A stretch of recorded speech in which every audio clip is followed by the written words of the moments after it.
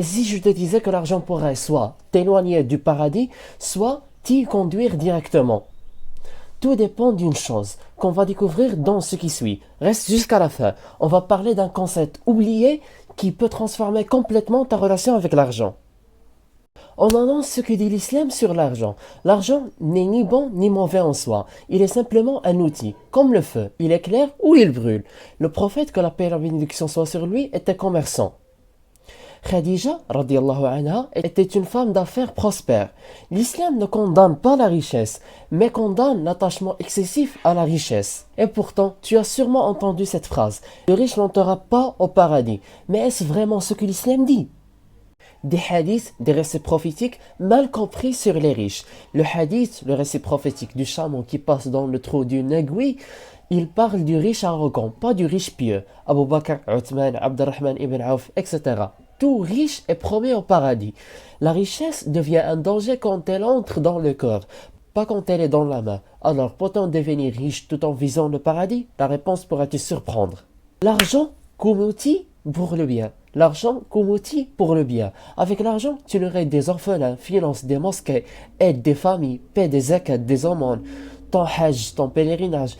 Tu peux libérer ton temps pour adorer Allah. L'intention est la clé. Vouloir devenir riche pour satisfaire Allah est un acte d'adoration. Mais attention, il y a un piège très subtil que les Satan, adorent utiliser. Parlons-en. Le piège moderne, l'amour de l'argent, le capitalisme te pousse à consommer, posséder, comparer. Tu travailles pour acheter ce que tu n'aimes pas, pour impressionner des gens que tu n'aimes pas non plus. L'addiction à l'argent peut te faire oublier ta prière, ta famille, ta finalité. Comment alors rester libre tout en ayant de l'argent? C'est là que le Coran nous donne la recette. Donc on parle des qualités du croyant riche. Il gagne de façon halal. Il donne généreusement, sadaqa, charité, zakat, aumône, projet utile. Il est humble, discret et reconnaît que tout vient d'Allah. Il ne met jamais l'argent au-dessus de sa foi. Et si on se disait que l'argent est un test, comme savoir si tu es en train de le réussir ou d'échouer? Des signes que tu gères bien ton argent pour l'au-delà. Tu es content de peu, tu dépenses avec sagesse, tu refuses le haram, l'illicite, même s'il rapporte beaucoup. Tu vois ton argent comme un dépôt, pas une possession absolue.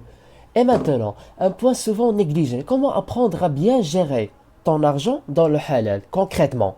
L'éducation financière halal, licite. Apprends à épargner, investir halal.